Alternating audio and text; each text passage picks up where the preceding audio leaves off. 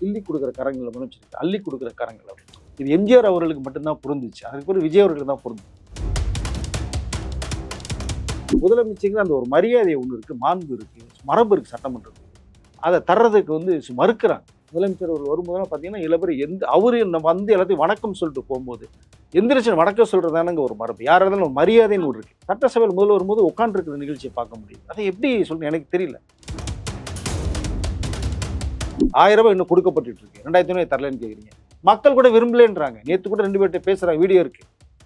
அவர் தருவாருங்க, தருமோ தரட்டுங்களுக்கு தேவையில்லை, ஆட்சி சிறப்பா இருக்கு, நாங்க நிம்மதியா இருக்கோம் அப்படின்றாங்க பொதுமக்கள். புதுசு மாதிரியா இருக்காங்க, தெரிக்க விடுறாங்க. உங்களுக்கு சட்டசபையில் அமைச்சர்கள் எம்எல்ஏக்களை தெரிக்க விடுறாங்க. கேள்வி கேளுங்க, பதில் சொல்றாங்கிறாங்க. முதலமைச்சர் தான் சொல்லி விமர்சனம் பண்ணுங்க. நீங்க சட்டசபையில் கூட ஒரு விஷயத்தை கொஞ்சம் மாற்றி இது பண்ணது கூட சாரி கேட்டிருக்காரு முதலமைச்சர்கள். அந்த பண்பு தெரியுதுல அவருக்கு. இதான முறை தானே. மென்ஷன் பண்ணி பேசுனது தவறு தான். அவர் சார்பாக நான் சாரி கேட்டேன். லஞ்ச ஒழிப்புத்துறை வருதுன்னு சொன்னால் ஜன்னல் வழியாக 500 நோட்டை தூக்கி எரிஞ்சதை பார்த்துருக்கோம். அப்படி பறக்குது. அந்த 500 நோட்டுக்களை ஒருத்தன் வட்டிக்கு வேண்டியது கொடுத்துருப்பாங்க, நீ கேட்ட பணம் கொடுக்கணும்னு சொல்லி. அது அனாவசியமாக ஜன்னல் வழியை தூக்கி, நம்ம பணமாக இருந்தால் தூக்கி போடுவோமா? நியூஸ் நாட் 24 நேயர்களுக்கு வணக்கம். இன்னைக்கு நம்மளோட நேர்காணலில் இணைந்திருப்பது ஜேர்னலிஸ்ட் திரு வெங்கடேஷ் அவர்கள். சார் வணக்கம். வணக்கம் சார். இன்னைக்கு தமிழக வெற்றி கழகம் ஆட்சிக்கு இதுவரை 100 நாள் முடிந்திருக்கு. இந்த 100 நாள்ல என்னென்ன சாதனைகள் பண்ணாங்க, என்னென்னலாம் நிறைவேற்றினாங்க, அவங்க என்னென்ன கொண்டு வந்தாங்க, இது எல்லாத்தையுமே நீங்க எப்படி பாக்குறீங்க? சிறப்பா இருக்குமா. இன்னைக்கு 100வது நாள் டிவிகே ஆட்சிக்கு தமிழக முதலமைச்சர் பதவி விட்டு 100 நாள் ஆகுது. ஸோ 100 நாளில் பண்ணக்கூடிய சாதனைகள் லிஸ்ட் எடுத்துகிட்டு நிறைய சொல்லிட்டே போகலாம். கடந்த முறை அதுக்கு முந்தைய முறையில் ஆட்சியில் இருந்தவங்களாம் பார்த்தீங்கன்னா ஒரு 3 வருடம் 4 வருடங்களுக்கு பண்ணின ஒரு விஷயத்தை இவங்க 15 நாள் விவசாய கடன் தள்ளுபடியை ஒன்று பண்ணாங்க. மே 25ஆம் தேதி 50,000க்கு மேற்பட்ட கடன் தள்ளுபடியை ஒரு பண்ண விஷயத்தை நம்ம பார்க்க முடிஞ்சுது. பட் கேள்வி மேலே கேள்வி தான் வரும். இது ஏன் பண்ணல, அது ஏன் பண்ணல, அது ஏன் பண்ணல. ஆனால் பண்ணுனது யாரும் சொல்ல மாட்டேங்கிறாங்க. அது ரொம்ப வருத்தமாக இருக்குது. இது வரைக்குமே பார்த்தீங்க அப்படின்னா கிட்டத்தட்ட அந்த லஞ்சத்தை ஒழிப்பு அப்படிங்கிற விஷயத்தை கையில் எடுத்தார். அதை கிட்டத்தட்ட ஒரு 80% மேலே லஞ்சம் குறைக்கப்பட்டிருக்கு, அது ஒழிக்கப்பட்டிருக்குன்னே சொல்லலாம். நம்ம அதை லஞ்சம் கொடுக்காம வேலைகள் நடந்துகிட்டு இருக்கு. அதுவே மிகப்பெரிய ஒரு சாதனையாக பார்க்குறது. எந்த முதலமைச்சருமே பார்த்தீங்க அப்படின்னா லஞ்சம் கேட்டால் கொடுக்காதீங்க அப்படின்னு மக்களை பார்த்து சொன்னதை நான் கேள்விப்படவே இல்லை. மக்கள் அதான் சொல்கிறாங்க. இது வரைக்கும் இப்படி சொல்லி நான் யாருமே பார்க்கல. உங்கள் அண்ணன் ஆட்சி நடக்குது, உங்கள் புள்ள ஆட்சி நடக்குது, தம்பி ஆட்சி நடக்குதுன்னு சொல்லுங்க, தைரியமாக போங்க, வேலையை முடிச்சுட்டு வாங்க, நீங்கள் நான் இருக்கேன் அப்படிங்கிறத அவரு சொன்னார். பட் இந்த பார்ட்டி ஃபண்ட் அப்படிங்கிற ஒரு விஷயத்தை ஓப்பன் பண்ணாங்க. இப்போ சட்டசபையே ரணகலமாயிட்டு வெளில போன விஷயத்தை நம்ம பார்த்தோம். எந்த பார்ட்டினே சொல்லலை அப்படின்னு விஷயத்தை சிஎம்ஏ சொன்னதை பார்த்தோம். அப்போ இந்த சிஎம்டிஎல்லாம் பார்த்தீங்கன்னா ஒரு ஸ்கொயர் ஃபீட்டுக்கு 27 ரூபா வாங்கும்போது பில்டர்ஸ் திணறாங்க. எவ்வளோ ஹை ரைசிங் பில்டிங்லாம் பண்ணால் எவ்வளோ விஷயங்கள் நம்ம பண்ண வேண்டியது இருக்குது. பல லட்சங்கள்லேருந்து அப்படி எகிரி போய்கிட்டே இருக்கும் உங்களுக்கு அதை. ஸோ இப்போது அதுக்கு மேலே 10 ரூபா வாங்கப்பட்ட தகவலையும் சொல்கிறாங்க. பில்டர்ஸ்ட்டு கேட்கும்போது 27 ரூபா பார்ட்டி ஃபண்ட் கவர்மெண்ட் கொடுக்குற மாதிரி சொல்கிறாங்க. அதுக்கு மேலே கிட்டத்தட்ட ஒரு 20 ரூபா மேலே வாங்கின விஷயம் இருக்குது சார். வேறு வழியில் நான் கொடுத்து தான் ஆகணும். இல்லைன்னா அந்த டேபிள் இருக்குது, இந்த டேபிள் இருக்குது, அந்த டேபிள் இருக்குது, நாளைக்கு வாங்க, அடுத்த வாரம்னு அலர்ட் வச்சுருவாங்க. ஸோ எங்கிட்ட வேலை முடிஞ்சால் போதுன்னு அவங்க கேட்ட பணத்தை கொடுத்துட்டு வந்தோன்னு பில்டர்ஸ் தான் நம்ம பார்க்க முடியுது. அந்த பார்ட்டி ஃபண்ட் எங்கே போச்சு அப்படின்னா எங்கெங்கோ போயிடுச்சு அது. பட் அதை முற்றிலுமாக ஒழிக்கப்பட்டிருக்கு. இன்றைக்கெல்லாம் பில்டர்ஸ் போனோன்னே வேலை நடக்குது. 28 நாளைக்குள்ளே நீங்கள் ஒரு பில்டர்ஸ் அப்ளை பண்ணாங்கன்னா டக்குன்னு கையில் கொடுத்து அமுச்சு விட்டுருணும், அந்த ஃபைலை க்ளோஸ் பண்ணி நீங்கள் கொடுத்து விட்டுறணும். நீங்கள் பில்டர்ஸ் எல்லாமே ஹாப்பியாக இருக்காங்க. இப்போ வேலை ஈஸியாக நடக்குது எங்களுக்கு. ஏன்னா அந்த பார்ட்டி ஃபண்ட் கொடுக்கப்பட்ட அந்த ஒரு ஸ்கொயர் ஃபீட்டுக்கு ரேட்டை நீங்கள் ஒரு வீடு வாங்க போனீங்கன்னா உங்கள் தேவை தான் கட்டி, ஏன்னா இங்கே கொடுத்துட்டாங்க. அந்த கொடுத்த அமௌண்ட் இருக்குல்ல, அதை உங்ககிட்ட தான் கஸ்டமர்கிட்ட தான் வாங்குவாங்க, ஒரு வழி கிடையாது. இப்போ அப்படி தான் போச்சு. அப்போ கஸ்டமர் தேவையில் தான் உங்களுக்கு எல்லாமே. உங்களுக்கு ஒரு சாதாரணமாக வீடு வாங்கணும், 40 லட்ச ரூபா 80 லட்ச ரூபாய் வாங்கினா யாராலும் வாங்க முடியாது. 60 லட்சம் 70 லட்சம் 80 லட்சம்னு போகும் உங்களுக்கு அதை. ஸோ அதை தவிர்க்கப்பட்டிருக்கும் போது அது பெரிய ஒரு சாதனை இல்லையா உங்களுக்கு? டாஸ்மாக் கடைகள் 717 கடையில் அடைச்சிருக்காங்க. ஸோ அந்த பாக்ஸில் வரக்கூடிய மாதத்துக்கு 100 கோடி, வருஷத்துக்கு பெண்கள் ரொம்ப ரொம்ப ரொம்ப வரவேற்பு இருக்குது. வருஷத்துக்கு 1500 கோடி இந்த பாக்ஸில். இந்த பக்கம் பாட்டிலுக்கு 10 ரூபா நிற்கப்பட்டதில்ல. ஸோ 3600 கோடி. இப்போ 4800 கோடி ரூபா வருஷத்துக்கு. இது எங்கோ போச்சு. அதை முற்றிலுமா ஒழிச்சிடலாம். அந்த 10 ரூபா பாட்டிலேருந்து ஒழிச்சிடணும். இப்போதைக்கு வரக்கூடியதில் அரசு கஜானாக்கு வருது. ஸோ அப்போ பெண்கள் மத்தியில் வரவேற்பு இருக்குது. நிறைய பேர் இந்த நல்ல விஷயங்கள், இவ்வளோ விஷயங்கள் நடந்தது. பஸ்ஸே போகாத நிறைய மலைவாழ் கிராமம், குக்கிராமம் பஸ்ஸே அவங்களாம் பஸ்ஸை பார்த்தோன்னா கடவுள் மாதிரி பஸ்ஸுக்கு மாலையை போட்டது, டிரைவர் கண்டக்டருக்கு மாலையை போட்டு ஸ்வீட்டை கொடுத்ததை பார்த்தோம். இப்போ எங்கள் ஊருக்கு மேலே ஏன்னா பல 5-6 கிலோமீட்டர் சுற்றி போய் ஸ்கூலுக்கு போனதால் நம்ம பார்த்துருவோம் கஷ்டப்பட்டது. அதில் பக்கத்தில் ஒரு கிராமத்தில் 15 வருஷமாக கரண்ட்டே இல்லைன்ற, கரண்ட்டே நாங்கள் பார்க்கல. அங்கே கரண்ட் வந்துருக்கு. ஸோ வன்னியரசு அவர்கள் போய் அதை என்கொயரி பண்ணி முதலமைச்சர் கவனத்துக்கு கொண்டு போய் நம்ம பார்த்தோம். ஏன் விசிகாவுடைய எம்எல்ஏ ஜோதிமணி அவர்கள் பேசும்போது பார்த்தோம்னா எவ்வளோ கண்ணீர் வர விஷயத்தை சொன்னார். எவ்வளோ கஷ்டப்பட்டுருக்கோம் நாங்கள். இங்கேருந்து நீங்கள் ட்ராவல் அலவன்ஸ் கொடுக்குறீங்க, பஸ்ஸு ட்ரெயின் கொடுக்குறீங்க, சம்பளம் தர்றீங்க. ஆனால் தொகுதி மக்களை போய் என்னால் பார்க்க முடியல, குறைகளை கேட்க முடியல, எனக்கு போக முடியல, வசதிகள் எனக்கு இல்லை. சேலையில் வச்சுட்டு போனால் அவர் சம்பளம் கொடுக்கணும், போக்குவரத்துக்கு ஏதாவது ஒரு வண்டி இருந்தால் நல்லாயிருக்கும். அதுதான் ஜேசிடி பிரபாகரன் ஐயா சொன்னார், சபாநாயகர். கிள்ளி கொடுக்குற கரங்களில் முதலமைச்சருக்கு அள்ளி கொடுக்குற கரங்கள் அப்படின்னு. இது எம்ஜிஆர் அவர்களுக்கு மட்டும்தான் பொருந்துச்சு, அதுக்கு பிறகு விஜய் அவர்களுக்கு தான் பொருந்துது. ஸோ அதுக்கு வேண்டிய ஏற்பாடுகளை பண்ணணும்னு சொல்லி முதலமைச்சர் அவர்கள் ஒரு அறிவிப்பு கொடுத்துருக்காங்க. கார் கொடுக்கணும் விஷயத்த. அது 2வது வீடு. கிட்டத்தட்ட எல்லா தமிழக மக்களுக்குமே இந்த வீடுன்றது மிகப்பெரிய கனவாக இருக்குது. வாழ்க்கையில் ஒரு ஏதாவது சொந்த வீடு வாங்கிட்டு உட்கார் மிகப்பெரிய கனவாக இருக்குது. அவர்களுக்கு இந்த ஹவுசிங் போர்டு மூலமாக நிறைய வீடுகள் கொண்டு வரணுங்கிற ஒரு திட்டத்தை செயல்படுத்திருக்காங்க. ஸோ கொண்டு வர போகிறாங்க. 1 லட்சம் கோடி முதலீடு உள்ளே இறக்கியிருக்காரு 100 நாளைக்குள்ள. இது எல்லாமே மிகப்பெரிய சாதனைகள். ஆனால் இதை யாருமே பேச மாட்டேங்கிறாங்க. எதிர்கட்சிகள் உட்பட இன்னொரு கட்சி இருக்க 2 பேர் உட்காந்துருக்காங்க. எதையுமே இதை பற்றி ஒரு விஷயம் பேசுறது கிடையாது. அப்போதானங்க மக்கள் மத்தியில் ஒரு பேரு புகழ் வரும். ஓ, இது செஞ்சுருக்கிறத பாராட்டுறீங்க, செய்யணும்னு சொல்றீங்க போது மக்கள் ஆட்டோமேட்டிக்காக வரும். விஜய் அவர்களை உட்கார வச்சதே 2 பேருடைய மாற்றத்தை உருவாக்குனா மக்கள் எதிர்பார்த்ததுல விஜய் அவர்கள் வந்தாங்க, உட்கார வச்சுட்டாங்க முதலமைச்சராக. இப்போ செயல்பாடுகள் சிறப்பாக பண்ணிட்டு இருக்காரு. 100 நாள், அதாவது 3 வருஷம் 4 வருஷம் கழிச்சு பண்ண வேண்டியது இந்த 100 நாளில் பண்ணிட்டு இருக்காரு. இன்னும் எவ்வளோ நாட்கள் பாக்கி இருக்கு, அதில் இன்னும் மக்களுக்கு செய்ய போறாரு. ஸோ இது மிகப்பெரிய ஒரு சாதனையாக தான் மக்கள் பார்க்குறாங்க, எல்லா பேரையும் பார்க்குறாங்க. பெரிய டெல்லி அரசியலே தமிழ் அரசை திரும்பி பார்க்குது. என்னையா விஜய் மிரட்டிட்டு இருக்காங்க, நிறைய விஷயங்களை பண்ணிட்டு இருக்காரு. ரொம்ப ஒரு ஸ்டைலிஷான ஒரு சிஎம், ரொம்ப சாஃப்டான சிஎம், அமைதியான சிஎம், சத்தம் போட்டு பேசாத சிஎம். சட்டமன்றத்துன்னு ஒரு மாண்பு மரபு இருக்கு. முன்னெல்லாம் பார்த்தீங்கன்னா ஆனால் லைவ் டெலிகாஸ்ட், முக்கியமாக லைவ் டெலிகாஸ்ட் மக்கள் பார்க்கணும். நேற்று முந்தானத்தில் எவ்வளோ நிகழ்ச்சிகள் நடக்குதுங்க, கலைத்துறை சம்மந்தப்பட்டது மக்கள் பார்வைக்கே போகலைங்க. சட்டசபை நிகழ்ச்சியை பார்க்கணும், விஜய் அவர்கள் என்ன பேசுகிற பார்க்கணும், அரசியல் நடக்குது பார்க்கணும் தான் மக்களுடைய எண்ணமாக இருக்குது. வேறு எந்த இதுவுமே எல்லாமே என்ன சொன்னால் காத்து வாக்கில் பறந்து போகிறது மாதிரி இருக்குது. செய்தியிலே மக்கள் ரீச் ஆகலை. இப்போ இதை உன்னிப்பாக கவனிக்கிறாங்க. சொல்லிவிட்டு இருக்க மக்கள் பார்க்கணும்னு. இதற்கு முந்தைய ஆட்சி, அதுக்கு முன்னாடிலாம் பார்த்தீங்கன்னா சட்டசபையில் ரணகலமே நடக்கும். மைக்கை விட்டு ஜட்டிக்கிறது, பேப்பரை தூக்கிறது, பேப்பர் வெயிட்டை தூக்கி எறிகிறது, முடியை பிடிச்சி இழுத்து அடிச்சது, சட்டையை கிழிச்சிட்டு போனதெல்லாம் நிறைய பார்த்துருப்பீங்க. இப்போதான் நடக்குதா பார்த்தீங்களா? ஏன்னா லைவ் டெலிகாஸ்ட் போகுது, எதை பார்த்தாலும் மக்கள் பார்த்துட்டு இருப்பாங்க. ஐயோ இதாயிரும், கொஞ்சம் அப்படி கச்ச கச்ச சவுண்டு தான் ஒரே தவிர எல்லாம் அமைதியாக அடக்கி வாசிக்கிறாங்க. இது ஒரு பெரிய சாதனை இல்லையா? ஆமா, பெரிய முன்னெல்லாம் பெரிய ரணங்களுமே நடக்குங்க. ஏன்னா அப்போ லைட் டெலிகாஸ்ட் கிடையாது. நீங்க சொல்றதா மக்களுக்கு ரீச் ஆகும். இப்போ மறைக்கப்படும். இன்னைக்கு பார்த்துட்டு இருக்காங்க, உட்காந்து மொபைலில் பார்க்குறாங்க, வீட்டில் பார்க்குறாங்க. டிவி சீரியல் யாருமே பார்க்கறது இல்லை. அவங்களும் ரொம்ப புலம்புறாங்க, சீரியலுடைய டிஆர்பியே போச்சு, ஒண்ணுமே இல்ல. பார்த்தா பூரா அரசியலே பாக்குறாங்க மக்கள். காலேஜ் படிக்கிறவங்க முதல்ல சட்டப்பேரவையை பார்க்க ஆரம்பிச்சாங்க யூடியூப்ல. அப்புறம் இதுக்கு பெரிய மாற்றம் இல்லையா? அதை பார்க்க வச்சிருக்காரு இல்லையா? இதுவே மிகப்பெரிய சாதனைங்க. அரசியலை புரிய வச்சிருக்காரு இல்லையா? புரியாதவங்களும் புரிய வச்சுட்டாரு. நீ அரசியல் தேவைங்கிறாங்க, இப்படிதான் நடக்கும் பாருங்கன்றாங்க. வெளிப்படைத்தன்மை இருக்கு. இது மிகப்பெரிய சாதனையா நான் பார்க்கிறேன். ஸோ இன்னும் அடுக்கிக்கிட்டே போகலாம். பட் ஆனால் எதிர்கட்சிகள் உட்பட முதலமைச்சருங்கிற அந்த ஒரு மரியாதை ஒன்று இருக்கு, மாண்பு இருக்கு, மரபு இருக்கு சட்டமன்றத்துக்கு. அதை தர்றதுக்கு மறுக்கிறாங்க. முதலமைச்சர் அவர்கள் வரும்போதெல்லாம் பார்த்தீங்கன்னா எல்லா பேரும் அவரு எல்லாத்தையும் வணக்கம் சொல்லிட்டு போகும்போது எந்திரிச்சு வணக்கம் சொல்றதானுங்க ஒரு மரபு. யாராக இருந்தாலும் மரியாதைன்னு ஒன்று இருக்கு. சாதாரணமாக ஒருத்தர் உட்காந்துருக்கும் போது கை கொடுத்தாலும் எந்திரிச்சு கை கொடுப்போம், பேசுவோம். வீட்டுக்கு வந்தாலும் எந்திரிச்சுன்னு வாங்கம்மா. சட்டசபையில் முதல்ல வரும்போது உட்காந்துருக்கிற நிகழ்ச்சியை பார்க்க முடியுது. அதை எப்படி சொல்லணும் எனக்கு தெரியல. அரசியல் மிகப்பெரிய அனுபவம் வாய்ந்தவர்கள், அவர்கள் செலுத்த வேண்டிய அவசியமே இல்லை. விஜய் அவர்களே முதலமைச்சர் ஏற்றுக்கொள்வது இன்னும் மனசு யாருக்குமே வரல. நீங்க சினிமால பார்த்த ஒரு ஹீரோ நடக்கல அப்படின்ட்டு பாக்குறாங்களா, இல்ல எந்த காரணத்தினால அவங்க அதங்க நிறைய மாற்றங்களை உருவாக்கியாச்சு, நிறைய விஷயங்களை பண்ணிட்டு இருக்காரு. மக்கள் மத்தியில மிகுந்த வரவேற்பு இருக்கு. இன்னும் முதலமைச்சர், தமிழகத்தின் முதலமைச்சர் ஜோசப் விஜய் அப்படிங்கிற நினைச்சே பார்க்க முடியல யாருனாலுமே. சினிமா தொழில்களையும் நினைச்சு பார்க்க முடியல. பாத்தீங்களா என்ன ஒரு இண்டிபெண்டன்ஸ் கொடியேற்ற வரும்போது அவருடைய மாஸ் பாத்தீங்க இல்லையா? அதுவே பார்க்க முடியல. ஸோ அதனால அவங்க அதாவது என்ன சொன்னா மனசு இடம் தர மறுக்குது.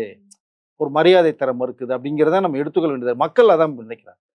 நீங்கள் 1000 ரூபா அந்த இந்த திட்டத்தை கொண்டு வந்து அம்மா உணவகம்லாம் அப்படியே அதாவது கிடப்பில் பட்டது மாதிரி இருந்தது. நிறைய இடங்களுக்கு மூடப்பட்ட விஷயங்கள் இருந்தது. வருமானம் இல்லை, வருமானத்துக்கு அது இயங்கலை. ஏழை எளிய மக்களுக்கு 3 வேளை 30 ரூபா சாப்பிட்டு அவங்க வாழ்க்கையை வாழ்றது தான் இயங்குது. அது அம்மா உணவு கொண்டு வந்தது திட்டமே அதான் ஜெயலலிதா மேடம் அவர்கள்.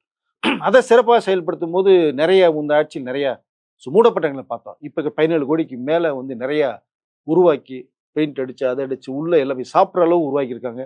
ஃபுட்டு நல்ல ஃபுட்டு இப்போ வருது. அது சிறப்பாக செயல்படுத்துறாங்க. பேர் மாற்ற கிடையாது. 1000 ரூபாய் இன்னும் கொடுக்கப்பட்டு இருக்கு. 2000 தரலன்னு கேட்குறீங்க. மக்கள் கூட விரும்பலன்றாங்க. நேற்று கூட 2 பேர்கிட்ட பேசுறாங்க, வீடியோ இருக்கு. அவர் தருவாருங்க, தருமோ தரட்டும், எங்களுக்கு தேவையில்லை, ஆட்சி சிறப்பா இருக்கு, நாங்க நிம்மதியா இருக்கோம் அப்படின்றாங்க பொதுமக்கள். இது அவங்க விரும்புறாங்க. ஆனால் ஒரு பெரிய ஒரு மாற்றம் உருவாகி முதலமைச்சர் விஜய் அவர்கள் சேர்ல போய் உட்காந்து சட்டசபையில பேசுறதும் அவருடைய செயல்பாடுகளும் தமிழகத்தோட அடுத்த கட்ட வளர்ச்சி கொண்டு போறதும் பார்க்கும்போது யாருமே அதை ஏற்றுக்கொள்ள மனசு இல்லைங்கிறது தான் எனக்கு தெரியும். அதாவது ஸோ 100 நாள் இன்றைக்கு 100 நாள் சாதனைகளை நீங்கள் லிஸ்ட்டு போடலாம். இனிமேல் நடக்கக்கூடிய இன்னும் கிட்டத்தட்ட 5 வருஷம் இருக்கு. 60 மாசம், 3 மாசம் தான் முடிஞ்சிருக்கு. இன்னும் 57 மாசம் இருக்கு. 57 மாசங்கள் இன்னும் தமிழ்நாடு என்னென்ன நடக்க போகுதுங்கிறத பாருங்க. ஏன்னா அண்ணாமலை சார் சொல்லிருக்காங்க 1 வருடம் வந்து டைம் கொடுப்போம், எப்படி பண்றாங்கன்னு பாப்போம் அப்படின்னு சொல்லி. இல்ல டைம் கொடுக்கணுங்க. அரசியல்ல எல்லாம் புதுசு. இப்போ அவங்க புதுசு மாதிரியா இருக்காங்க.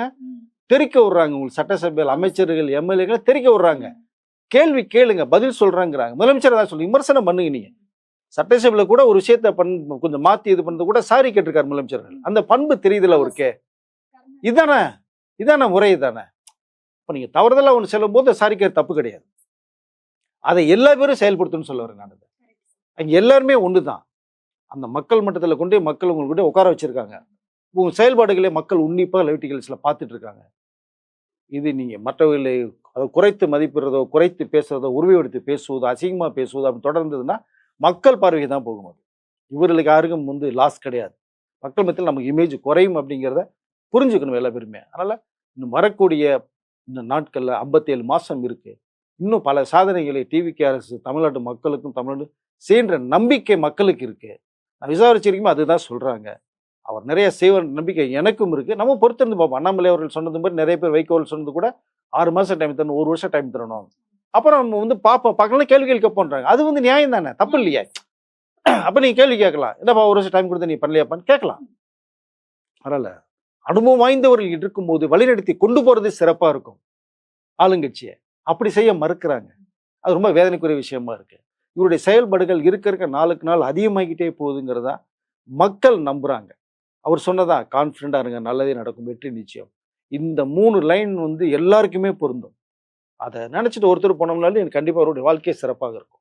சார், முந்தைய ஆண்டு திமுக ஆட்சி செஞ்சுட்டு வந்தாங்க. அதுல முன்னாள் முதலமைச்சர் திரு மு க ஸ்டாலின் அவர்கள் நிறைய திட்டங்கள் கொண்டு வந்தாங்க. சோ அந்த திட்டங்களும் அந்த ஆட்சியில் வந்த திட்டங்களும் இப்போ தமிழக வெற்றி கழகம் கொண்டு வந்த திட்டங்களையும் கம்பேர் வைத்து எப்படி சார் பாக்குறீங்க?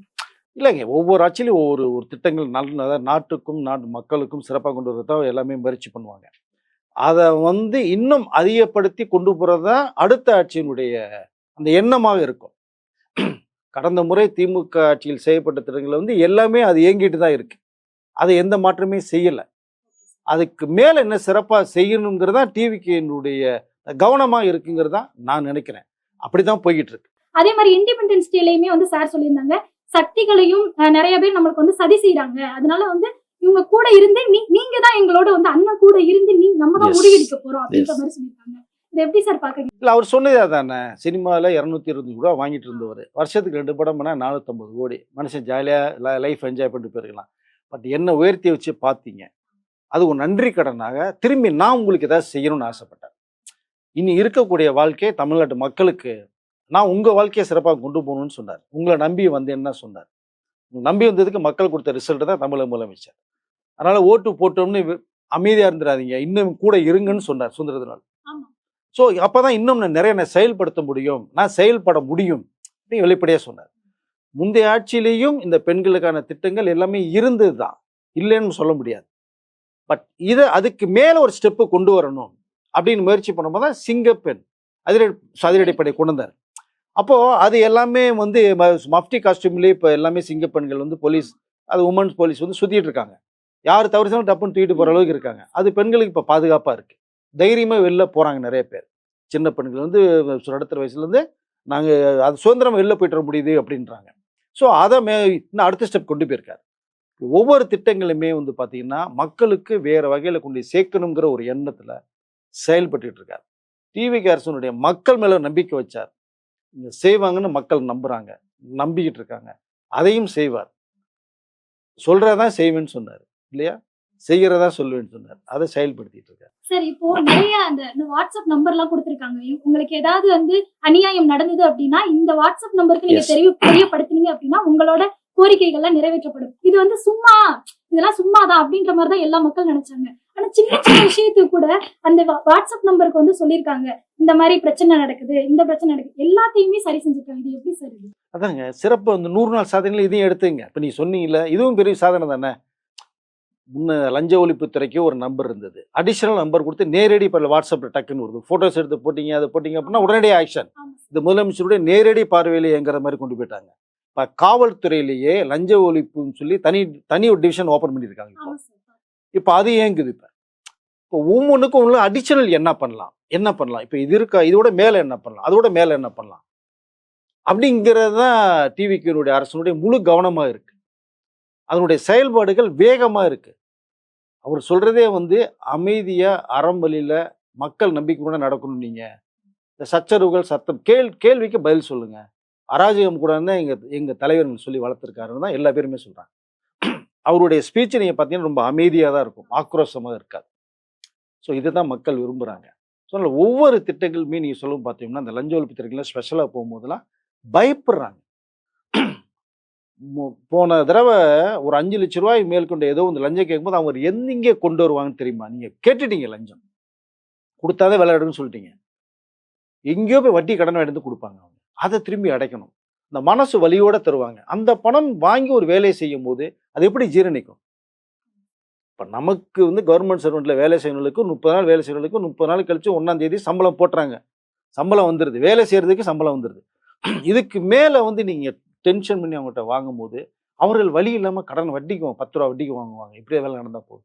அது எப்படி நம்ம வாங்கிட்டு எப்படி அது நமக்கு செரிக்கும்? அது வேண்டாம். நமக்குன்னு எல்லாம் குடும்பம் இருக்கு, குழந்தை குட்டிகள் இருக்கு, அவங்களுக்கு குடும்பம் இருக்கும், குழந்தை குட்டி இருக்கும்ல. அதை நினைக்கணும். நம்மள மாதிரி தான் அவங்களும் நினைச்சா இது ரொம்ப சிறப்பாக இருக்கும். கிட்டத்தட்ட அது கொஞ்சம் வந்து இப்போ எல்லாமே நினைக்க ஆரம்பிச்சிருக்காங்க, சிறப்பாக செயல்பட ஆரம்பிச்சிருக்காங்க. லஞ்ச ஒழிப்புத்துறை வருதுன்னு சொன்னால் ஜன்னல் வழியாக 500 நோட்டை தூக்கி எரிஞ்சதை பார்த்துருக்கோம். அப்படி பறக்குது. அந்த 500 நோட்டுக்களை வந்து ஒருத்தன் வட்டிக்கு வேண்டியது கொடுத்துருப்பான். அதை நீங்கள் கேட்ட பணம் கொடுக்கணும்னு சொல்லி அது அனாவசியமாக ஜன்னலியை தூக்கி, நம்ம பணமாக இருந்தால் தூக்கி போடுவோமா? தூக்கி போடும். ஸோ அப்போ வழிகள் அவ்வளோ இருக்கு. ஸோ அரசு ஊழியர்கள் வந்து ரைட், ஏதோ வந்து நடந்ததாகவே இருக்கட்டும், இனி நடக்க போது நல்லதாக நடக்கட்டும் அப்படின்னு நினச்சி நல்லதை இனிமேல் செய்யும் போது மக்கள் மனசில் அவங்களை இடம் பிடிப்பாங்க. நம்மளுடைய குடும்பம் சிறப்பாக வளரும் இல்லையா? ஸோ அந்த கர்மாங்கிறது இப்படி துரத்திக்கிட்டே இருக்கும் எல்லாத்தையுமே. அதுக்கு இடம் கொடுத்துறவனா யாருமே. செய்கிற வேலைக்கு அரசு பணம் தருது, அதுக்கு நம்ம கடமையை நம்ம செய்வோம் அப்படின்னு சொல்லிக்கணும். அதனால ஸோ நிறைய விஷயங்களை வந்து இந்த சாதனை லிஸ்ட்டில் நீங்கள் சொல்லிகிட்டே போகலாம். இதுவே ஒரு மிகப்பெரிய சாதனை. 100 நாள் இவ்வளோ விஷயங்கள் பண்ணியிருக்கிறது. ஏன்னா அடுத்தடுத்து நம்ம நியூஸ் இந்த ஒரு வருஷத்துலயே பார்த்துட்டு வரோம். லஞ்ச அதிகாரி வந்து அரெஸ்ட் பண்ணியிருக்காங்க, இவங்க வந்து லஞ்சம் வாங்கியிருக்காங்க அப்படின்னு சொல்லிட்டு நிறைய நியூஸ் நம்ம பார்த்துட்டு, முன்னாடி நம்ம பார்க்கல, ஆனா இப்ப அதிகமா அந்த நியூஸ் பார்த்துட்டு இருக்கோம். சின்ன சின்ன ஊர்ல கிராமத்துல கூட வந்து லஞ்சம் வாங்கியதால் இவர் வந்து கைது, கலெக்டர், இந்த மாதிரி நிறைய விஷயங்கள் பாக்குறோம். இல்ல இதுதான் மக்கள் எதிர்பார்த்தன்றாங்க. இப்படி ஒரு முதலமைச்சர் தான் நாங்க வந்து பார்க்கணும்னு நினைச்சேன். இது வரைக்கும் நாங்க பார்த்ததில்ல, அமைச்சர்களை பார்த்ததில்ல. இப்போ அமைச்சர்களை ஈஸியா சந்திக்க முடியுது, எம்எல்ஏக்களை பார்க்க முடியுது. முதலமைச்சர் வந்து திடீர்னு இறங்கி நடக்க ஆரம்பிச்சாரு, ஆய்வுகளை மேற்கொள்றாரு. அன்னைக்கு சுதந்திர தினத்துல கூட நீ இறங்கி பார்க்கணும்னா ஒரு 100 மீட்டருக்கு மேல இறங்கி நடந்து வந்து நீங்க பார்த்துருப்பீங்க. அவர் என்ன சொல்றாரு, முதலமைச்சருங்கிறது பதவி அவ்வளவுதான், பட் மக்களுடைய வேலைக்காரன், நாங்க சர்வன்ட்ஸ்ன்னாரு. உங்களுக்கு வேலை செய்யறதா எங்களை உட்கார வச்சிருக்கீங்கன்றாரு. முதலமைச்சரே சொல்லும் போது எல்லாருமே அதுதானே, உங்களுக்கு அரசு ஊழியர்கள் எல்லா பேருமே அதுதானே, வேலைக்காரங்க தானே இல்லையா? அதை தான் அவர் தெளிவுபடுத்தி சொல்றாரு. நம்ம வேலையை நம்ம செய்வோம், உங்க வேலையை நீங்க செஞ்சீங்கன்னா பலன் எதிர்பார்க்க வேண்டியதில்லை, தானா பலன் வந்து சேரும். இது இயற்கை நியதி, இதுதான் உண்மை. அதனால மக்கள்கிட்ட போய் நீங்க செய்யற வேலைக்கும் சரி எதுக்கும் சரி ஒரு நம்பிக்கை ஏற்படுத்தினீங்கன்னா சிறப்பா இருக்கும். அதே தான் முதலமைச்சர் அவர்கள் இந்த வந்ததுக்கு பிறகு செஞ்சிட்டு இருக்காரு.